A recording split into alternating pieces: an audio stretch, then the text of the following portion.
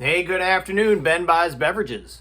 Tonight, though, is not Ben Buys Beverages. This video is Ben Buys Books. I've tried to combine the two, and it never works out well, and we get a long, rambly video. But tonight, I'm going to try to actually do a real game book review of sorts. Anyhow, but before I do, I'm asking everybody, please click the like and subscribe button. Mostly, you won't hear about games. You'll hear about alcohol and my alcohol-based sipping adventures. Anyways, but tonight we have books. And by tonight, I mean afternoon. It's Saturday afternoon. All the chores are done. I got many done last night. The rest done this morning. It's lovely. So, the other day, I went shopping online to Indie Press Revolution. And I got this. The Magical Industrial Revolution. The premise of this book by Skerples, and if you're not familiar with Skerples, check out their blog at Coins and Scroll. Hold on, I don't want to screw up their address because it's an awesome blog. coinsandscrolls.blogspot.com. And of course, I'll put a link down in the thing. Anyhow, I purchased this after reading about it both at that blog and other places. And while it's been in print for a few years, you know, the stars aligned, and so I purchased it. And for those unaware, this is pretty much set in 18th century fantasy London. So to celebrate the London, you see a glass of red behind me, right here, very, very clear, very tasty.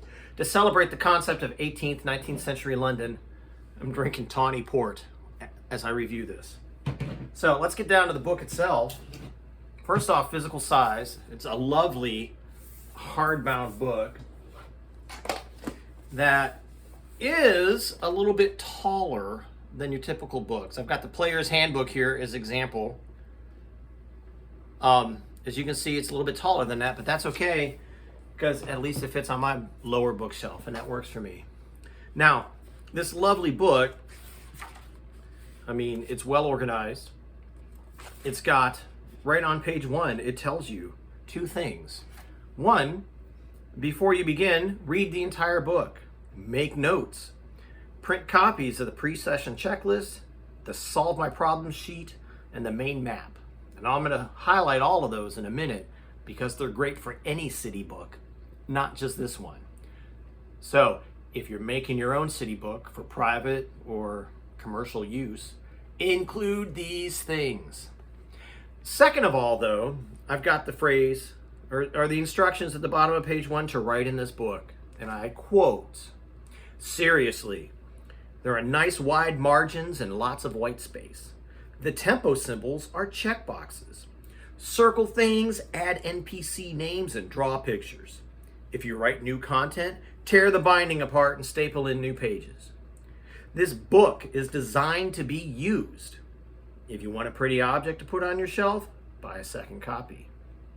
Alternatively, write in pencil or use sticky notes and tabs.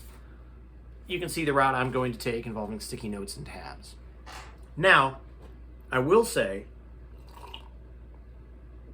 that before we get into the meat of it, that pre-session checklist over on page 151, which is also tabbed, hold on. But as it's in the back of the book, it's easy to jump to. Oy vey, maybe.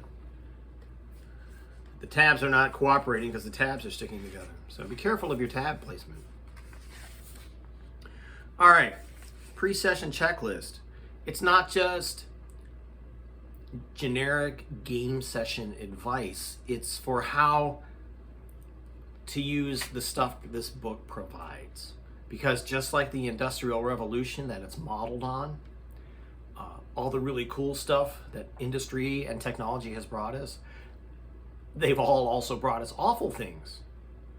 Just like all the magical innovations that this magical fantasy London brings us. So you've got this pre-session checklist for timing and notes. But mostly before each session, breathe and center yourself. Remember, these are game masters running a game.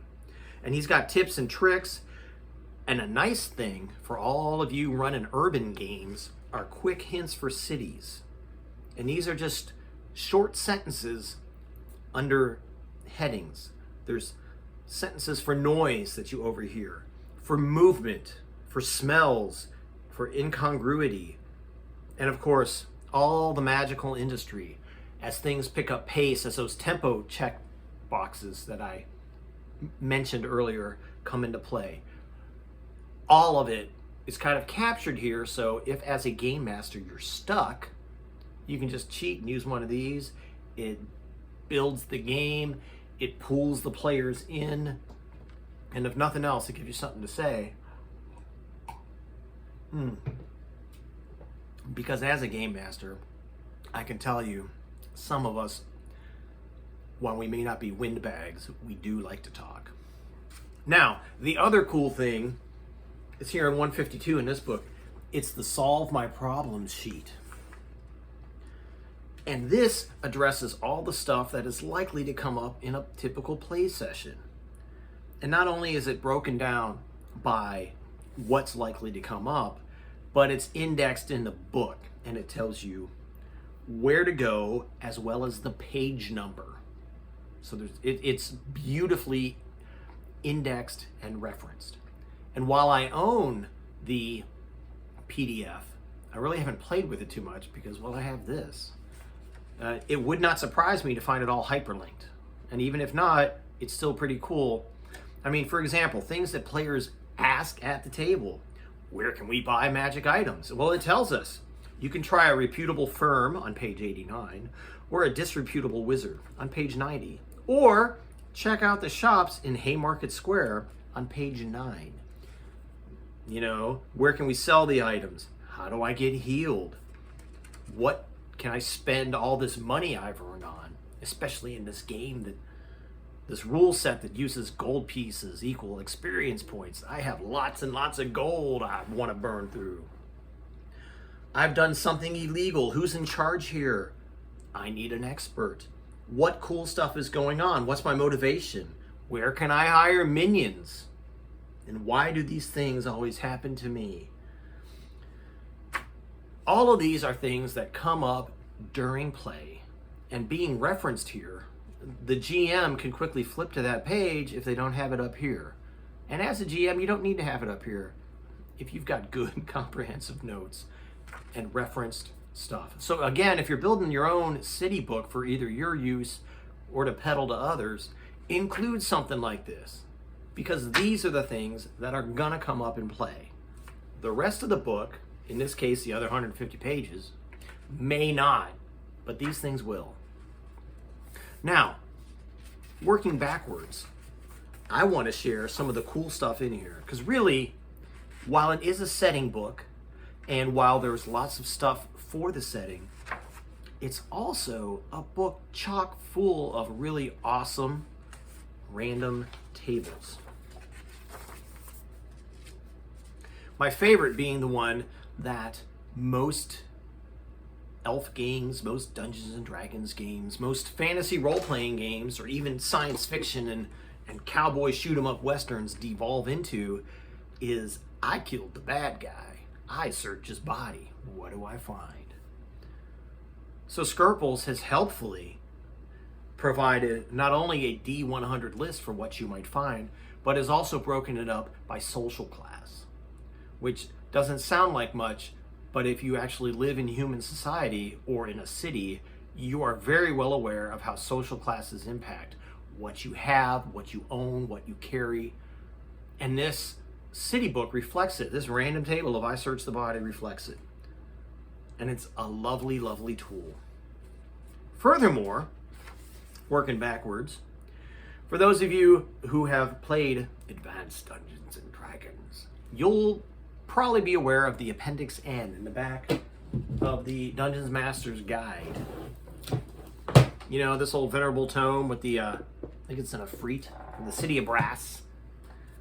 Anyhow, this book has its own type of Appendix N, but it's not called that, probably for good reason. That addresses nonfiction, fiction, films, radio, TV series, specific RPG modules and blogs, which is really cool, as well as a variety of internet things, as it's called. And then some very specific titles, very specific, like The Proud Tower by Barbara Tuchman, What Jane Austen Ate and Charles Dickens Knew by Daniel Poole, as well as fiction, such as Going Postal by Terry Pratchett. A handful of films, one of which I've actually watched, the 2003 League of Extraordinary Gentlemen. Radio shows, RPG adventures. Oh, The Gardens of Yin. Oh, that's fun. Many of these things I've heard of, but many not. But all of them combine to help kind of build a mental framework, a subconscious framework of what this world is like. So there's no rule that says you have to watch any of these, nor is there a rule that says you have to watch all of these. But if you watch or read or are otherwise exposed to these, they can kind of help inform your game, which in theory at least makes things better for the players. So there's that. That's the generic cool stuff with Magical Industrial Revolution. Now, let's get into some of the details. Spoiler alert, probably. I've got so many tabs. So let's jump down to here on page 2 where it tells us, because the fictional city that all of this is built around is called Endon. And he tells us here that Endon is London. That should be obvious. Hence the port.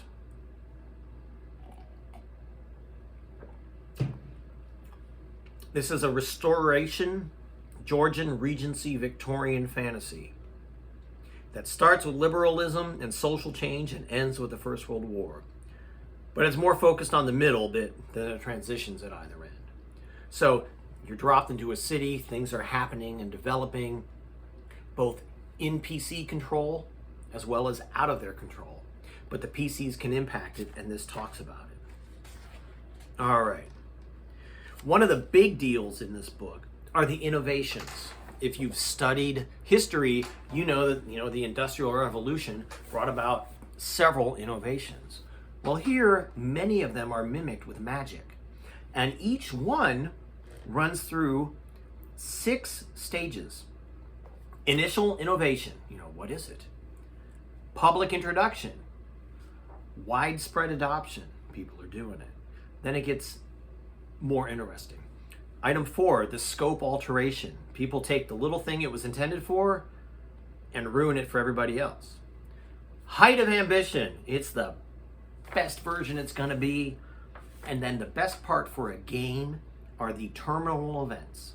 How this innovation is going to ruin the world. And I'm going to jump to those because while PCs can affect it, they can stop it, they can prevent it. They may also go along and accidentally accelerate things. Because that pre-session checklist I mentioned, many minutes before, kind of ties into this because there's dice rolling for the DM. Excuse me. This tawny port's like 18% alcohol. And I'm halfway through the bottle. And it'll be all gone by the end of this interview. This book review. So apologize for misspeaking. Anyhow, so it's very likely that your version of Endon may be utterly destroyed. It may take some or all of your campaign world with it. But it will be one hell of a ride for you and your players. So give it a shot. Check it out. Now, what innovations? What innovations are there? I'm jumping ahead of myself. I've lost the innovations. For all these tabs, you would think, and you would be wrong. Here they are. First off, you have Miles' Moving Miracles, which are the cars. And they end badly because all these cars, these magic cars, are powered basically by unstable jump spells. So they hurl you through the air like a catapult. Sometimes you land safely, sometimes not. Room to live. All the portable holes and extra dimensional spaces and bags of holding. And what I suspect is a little bit of the Monsters Inc. movie with the doors that you open up into someone else's closet. All of these kind of feed on themselves. So all the buildings become like the TARDIS. They're all a whole lot bigger on the inside. And then what inevitably happens is the city, it tells us, loose or defective portable room spells breed and fester. Anything with a door, hinge, or flap becomes infested with extra dimensional volume. People throw pebbles into their boots before putting them on. So basically, you can't do anything because every time you open a door, it may go into somewhere else, and then you get lost in a maze. Ooh, like those weird backroom videos that I've watched. You know, where people get trapped forever in the back of the mall, and in the very sameness of it all. Oh, anyhow, stuff like that. You too can have it in your game. A world without roads. What happens when teleport magic reaches its logical conclusion? Well, in this case, everything starts randomly teleporting. You know, it's not only has it caused things to randomly teleport in and out and affect your teleporting, but that little space of time or place or dimension called the elsewhere in this book is aware of it. And those things start coming out. And different things may happen. They may invade. Your whole campaign world gets sucked into it. You know, or everything fractures forever. But luckily, every single one of these innovations, and there's so many more, have an option for how you avert the apocalypse that comes about through pursuing these magical innovations to the end. What else do we have? We have true polymorph, and in this case, it's turning rats into cattle to feed everyone beef, except it's all magically infused beef. Kind of like drug-infused chickens and pork and beef today. Huh. Pulled from the headlines. Bum bum. Anyhow, and this goes into what happens to people who eat too much of this polymorphed meat, especially, you know, shades of soylent green. What was it originally? How does the magic that you're ingesting affect you? A peaceful city, which is code for your favorite dystopia, be it the 1984, Big Brother is watching, or the weirdness that is the result of, what was the one by Aldous Huxley? Brave New World. Ooh, read both 1984 and Brave New World and compare them. I mean, and you'll see a lot, in fact, an uncomfortably too much amount of all that going on. But anyhow, magically speaking, there's lots of spells that let you read minds and speak with the dead and observe from afar and all sorts of stuff that boils down to a very dystopian Big Brother is watching viewpoint, almost to the point of, the Tom Cruise movie that was stolen from a book, where they arrest you for the crimes you have not yet committed, but you will in the future. If you know the name, put it in the comments, because it's escaping me. But it's that. And the terminal events are innovation stops.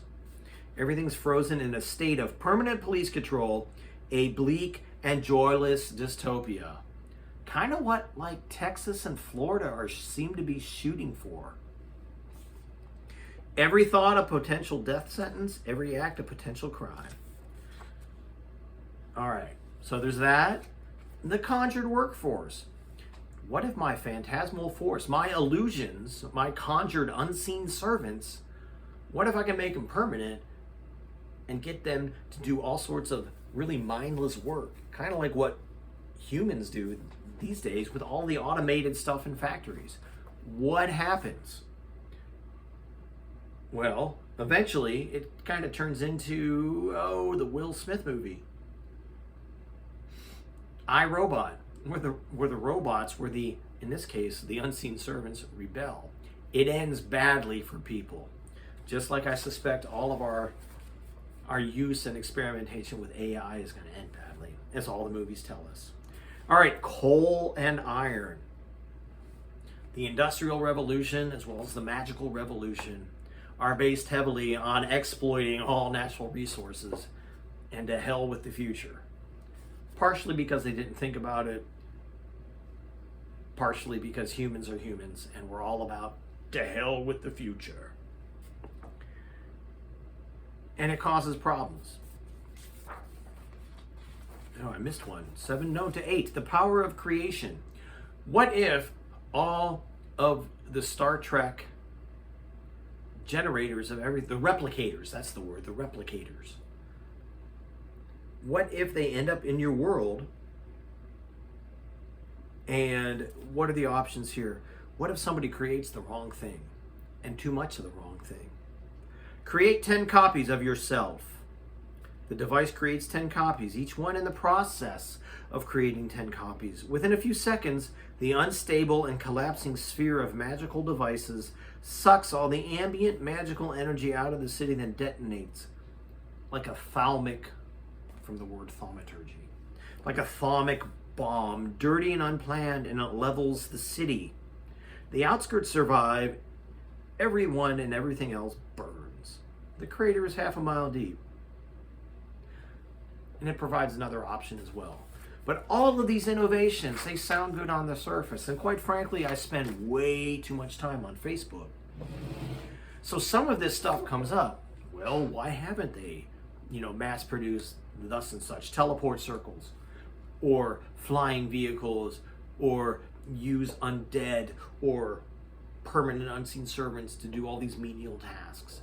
Well, I think this kind of takes that idea all the way to the end, which is why some folks may not want to incorporate or allow those things, but you should allow them. Let the PCs nothing, let the players figure out what's happening, and then let them interfere or ignore as they see fit. All right, I've babbled enough. It's 22 minutes in. Let's jump to some other cool things. Look, your city book, like this city book, should have a vast map with a whole bunch of numbers on it. And those numbers correspond to a very short key and it says in here, roll 1d12 for a major landmark, or 1d20 plus 5 for a location somewhere in the city. So basically, where to find yourself in the city, where to find something. Each of the ones in here have 3 different options. I'm just going to go through item 1, River Burl, or River Thames, if you want to get really technical. The River Burl, with the first tempo mark, which I mentioned way back in the first 2 or 3 minutes of this video, is brown and broad, and it smells of raw sewage, 3d10 muck-picking urchins in any given direction. But as tempo picks up, and there's rules in here that show how tempo accelerates, slicks of glittering octarine dust, urchins wear suit or have leprous mutated legs. And then the third block, the third tempo mark, all the reeds are dead, thaumovoric eels. Yay, monsters in a book, yay. Page 132, glide, seeking concentrated magic. And then it lists 2 NPCs involved in that area of town. You got Montgomery Thackeray, the eel seller and smuggler. He has a phlegmy voice and a small boat. You also have Grey Alice, who's a cackling fortune teller and a muckraker fence. Sells dredged goods and the corpses. Oh, by the way, go look and watch at muckraking videos on YouTube or your other video watching channels. Fascinating stuff, especially the stuff they dig up out of the muck on the River Thames. Oh my. Anyhow, moving forward, I mentioned a monster. There's a bit of monsters in this book under the heading Menagerie. And what I love about them is there's not too many. They involve random tables in many cases, but it's how they're described. They're kind of rules neutral. Every monster has number appearing, and in this case, it increases or decreases based on, the tempo blocks, how far along you are. The hit dice appearance move here. Let me move to something that's not elsewhere creatures, like the Gel Knights. You got number appearing. You have their hit dice. You have their appearance. It just tells you what they look like. In the case of Gel Knights, they're a suit of antique plate armor sealed with rubber and solder. Their voice, what they want, their morality, their intelligence, in this case dog-like, their armor as plate and shield. So it doesn't matter what your rule set is, you figure out the armor class of plate and shield and move forward. Move, half of normal. Their morale, if you use those rules, and how much damage they deal, with a little block underneath about what they're used for, what they're really good at, or whatnot. Now, and there's a handful of monsters in here. Gel Knights, mild dogs, skeletons, elsewhere creatures, elsewhere rifts. This is where the random tables also come in, because you never know what you're going to get. Oh, excuse me. The Speaking Rat Society. Normal sized rats. Some wear clothes, some carry weapons. I'm getting visions of little tiny Reepicheeps from Narnia, for those of you familiar with it. But my favorite might be the Ghost Whale of Endin. And spoiler alert, when you dig into it, this poor ghost whale started life as a dog who was polymorphed into a whale to be butchered to feed people. And now this ghost whale, who acts like a dog, because he's still the dog brain, kind of drifts through the city as a cetacean ghost, a translucent outline paddling through the fogs and buildings. He wants friends and belly rubs and krill. And his morality is a good dog, but not that good. His intelligence is dim and deeply confused. He flies, he has a low morale, and damage, of course. But the second neatest creature in here are the stray spells. Because in this whole book, spells aren't just something you store in books, or that warlocks just have gifted to them, or sorcerers pick at every level. They're living things, very focused, kind of abstract, but not really, but things, to the point where you can breed them like cattle or pet dogs, or kind of sort of how elves and dragons and fiends might breed humans to eventually, over the course of 5 or 6 or 700 years, get that one human. Ooh, like in Magic the Gathering, how Urza bred that whole line of family to finally get Gerard. Man, I'm hearkening back to the Weatherlight Saga, so apologies.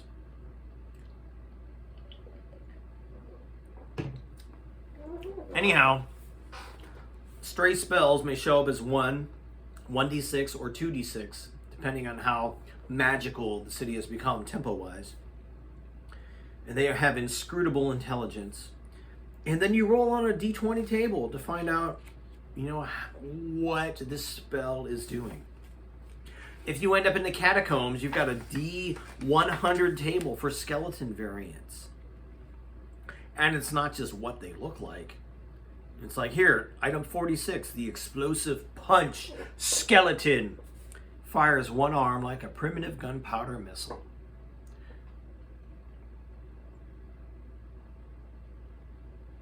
Or 57 with the were skeleton, channeling the Pirates of the Caribbean. Human by day, skeleton by the light of the moon. I mean, and all points in between. There's just all sorts of really cool stuff in how the book is formatted. But let's go back to the city of Endin itself, because I'm pushing the 30-minute line. And if any of you are still here, well, cheers to you, yes?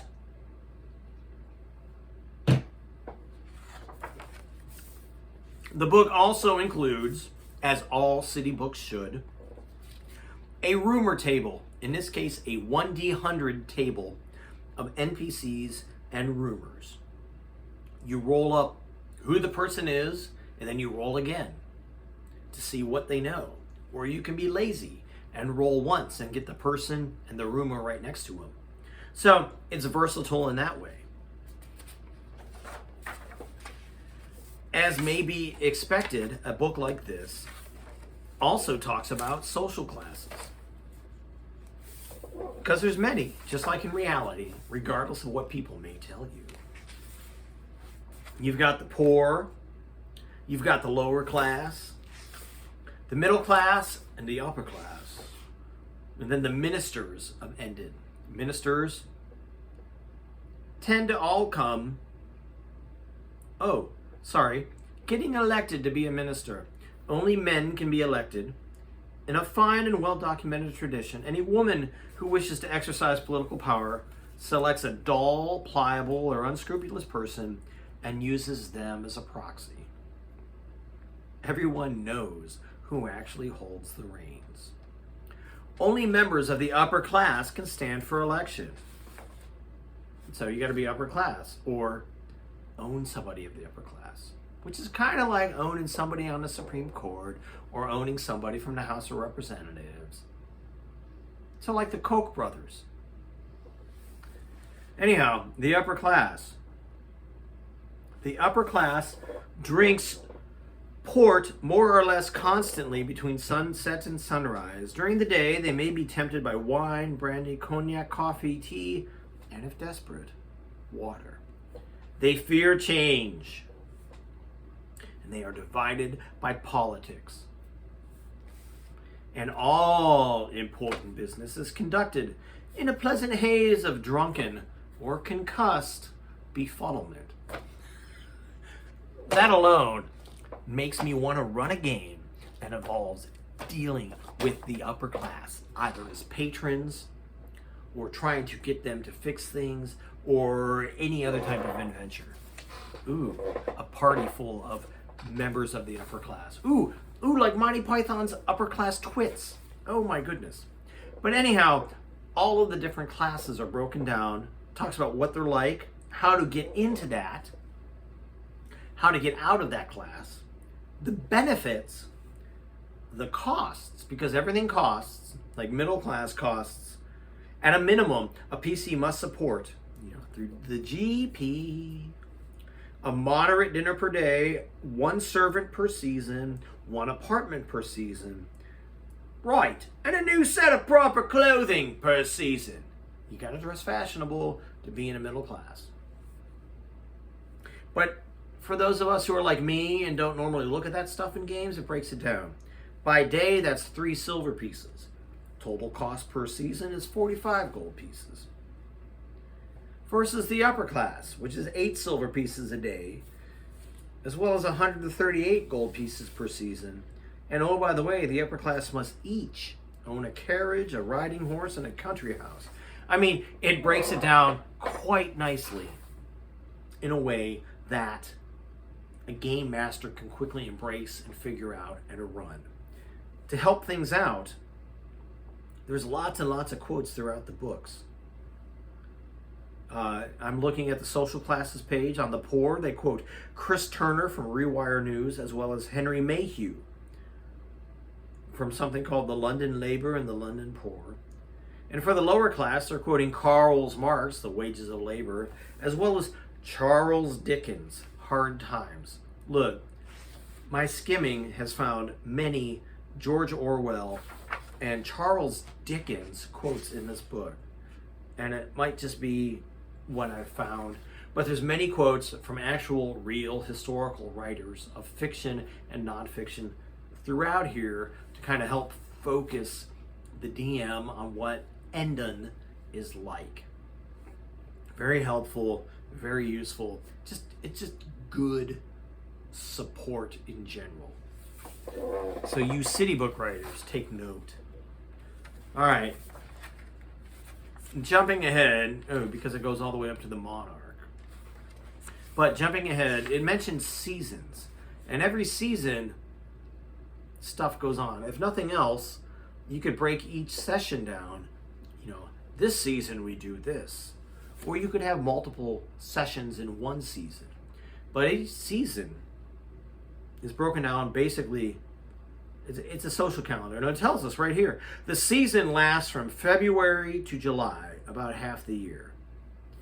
It starts when the upper class return to Endon, and it properly wakes up with Parliament's return, and then hundreds of balls and dances. So look, if you like the social thing in your games, or you love Jane Austen books, or you love the Jane Austen role-playing game, which does exist, I'll drop a link, as it were, down there. This could be for you. Anyhow, roars through spring and early summer with horse races and exhibitions, and winds down by late July as the great families return to their country estates. Everything in Endon happens during the season. During the rest of the year, the off-season, it's assumed that life quietly carries on. Poor, lower, and middle-class PCs are working or nursing wounds, grudges, or infants.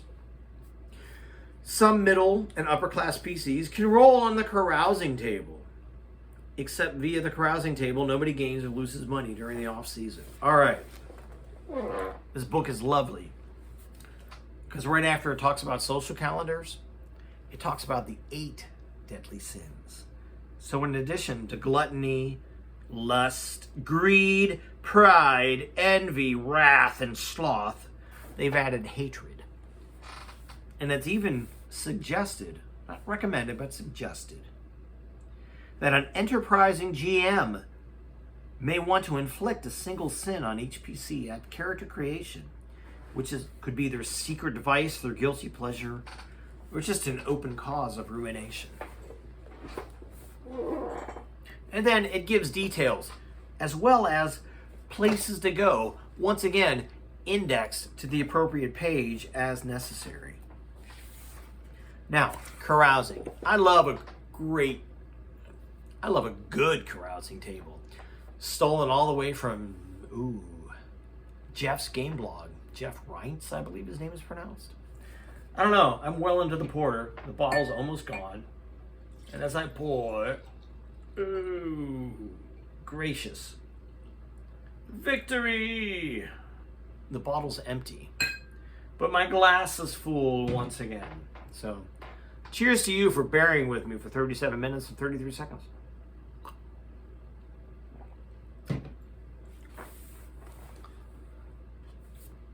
I love a good carousing table. My game world, my home world city of Skerples had at least a quarter of it burnt down by a carousing table where they set something on fire and it burned. So, hey, Mariah, thank you for that. Now, anyhow, this carousing table is a D100 table, but it's broken down in addition to the first 20 generic things. It's broken down by those 8 very specific sins. So if you've got a PC who's partying and his sin is envy, you can just jump to that chunk and you can roll a D10 and see what happens. Now, what's neat about these is that many include not only a way to gain an attribute point, but to lose an attribute point. Because some advocates of some games argue that you should attack the character sheet. Players are not worried about, I lost hit points, or I lost gold. But they're going to worry about when they lose levels or experience points or spell slots or their basic stats. Maybe not so much in 5th edition or other rule sets where as you level up, you just arbitrarily gain more abilities, which is ridiculous in my personal opinion. But here you can lose them or gain them should you be carousing during the off season. And quite frankly, it's interesting and entertaining. So I can't think of any reason why a PC would not, except for very specific story reasons. And really, why is that person adventuring? All right, what are some other highlights in here? Almost done. Magic items. A good resource book should include some types of magic items. So in here, Magical Industrial Revolution, all about the magic, all about the magical items. They include several tables. We kick the chapter off with a D100 table of minor items, which are roughly broken down by categories: tools, personal entertainment, food and drink, and my favorite, the things that are dubiously legal. Then we roll things in with a D20 table for potions, and a separate D20 table for minor magic weapons, and then a D100 table for proper magic weapons.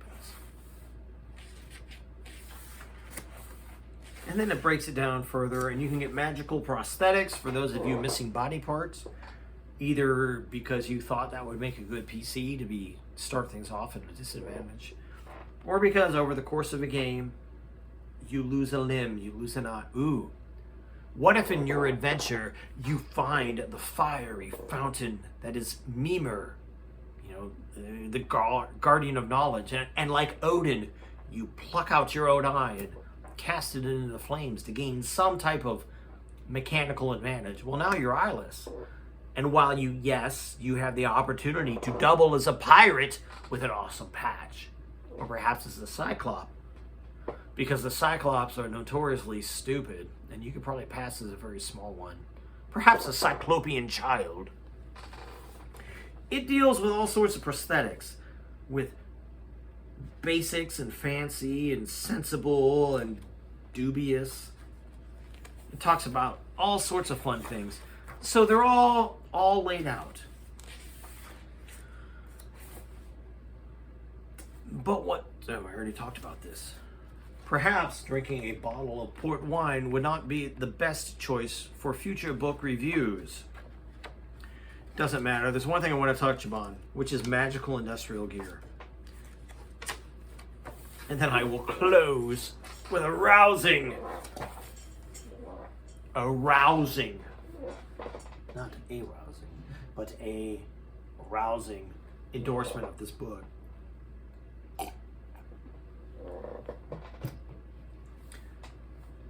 This addresses magical industrial equipment, because that's the logical end state of everybody who wants to take magic, but do what we did with reality and history and industrialize it. We've got rules and how to use and why to use a magic accumulator, magical batteries, enchantment engravers, and my favorite, because of what it implies about the game world, are the spell breeding reactors. And it tells us, before it hits a lovely table based on tempo and the level of spell, it tells us 2 copies of a spell must be placed into the heart of a spell breeding reactor. Raw magic, carefully placed gems, spinning gears, and filaments of occultum gradually induce copies of the spells to form. These spells can then be collected into scrolls or spell books, or directly bound to objects using an enchantment engraver. How to mass produce magic items, basically. But the neat thing about spell breeding is, just like in reality, if you take 2 disparate breeds that are kind of related, like a Great Dane and a Chihuahua, which are dogs for those who don't know, and you jam them together, there's a chance you may get something brand new and potent and awesome. But there's a random table in the book, which I tossed off to the side. There we go. That also allows for other things that are not quite as awesome. And at this point in the game, I don't remember, because I make terrible notes on my sticky notes. But the table addresses, maybe it's following along, oh, look at that. What happens when you breed spells? Spell crossbreeds, spell mutations. There's even pages for the periodic table of spells, which I imagine, the gentleman who did the song about the periodic table of elements has not done one about the periodic table of spells, but it breaks it down into hedge magic, movement, and basically it reads like a GURPS spell book or a GURPS magic book, the way it breaks things down. But you also have, excuse me, great rules as well as random tables for designing new magic-based equipment, magic-fueled equipment. There's even a table, no, not really a table, but 8 steps to make magic pay. Item 1 being sell magic items for more than 5 gold pieces. Marketing helps. Legislation is better.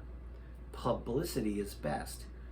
I mean, how else do you sell AR-15s to everybody? Except to ensure through legislation that anybody can own one. Woo! Go mass killings. But in this case with magic.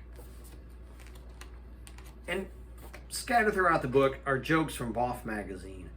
Boff! Exclamation point. Being an in-world magazine addressing different aspects. Kind of a satirical magazine. Ooh, a little bit like Mad Magazine, a little bit like the National Enquirer. I don't know. The whole book entirely is fun to read. If you plan or are currently running urban adventures, this is a great book. If you are secure enough in your game world to let the PCs, to let the players actually influence the world, in contrast to all sorts of world builders who are really bad fiction writers who don't want the players to actually impact things. If you're willing to let folks influence and impact and perhaps utterly destroy sections or the entire game world, this book is for you. You really should pick this up. If for some reason, 18th, 19th century London is your jam, you should also get this book because you're a gamer and you're watching this. So good. Way too good. Now, if your games are based heavily on a very scripted story, you will do A to become B to become C, probably with milestone leveling attached to it. Not necessarily, but very probably. You may want to avoid this book. I won't lie to you. This is not for those types of games. This is very much for a game that allows players to influence what happens and a game master to allow them to influence what happens for good or ill. I don't know. If I were rating this on bottle caps, I'd give this 11 out of 10 bottle caps. But since it's a book and it's got pages and binding, I don't know. It's a great book. Pick it up. If you cannot get a hard copy from Indie Press Revolution or any other site like eBay, at least pick up the PDF. It's a great, great, great, great title. While you're shopping for PDFs from Skerples, I backed their Kickstarter for the Monster Overhaul. I've already got the PDF. They're having printing issues, but that's coming in the mail. Look, pick that up too. Oh my goodness. It's not just monsters. It's layers. It's variations. It's all sorts of stuff. Go check out Skerples' blog, coinsandscrolls.blogspot.com, and learn about these things. They're wonderful. Other than that, I have foamed at the mouth for the last 50 minutes. So let me spare you the next 10 so you didn't lose a whole hour of your life. But I will say, cheers! Harumph!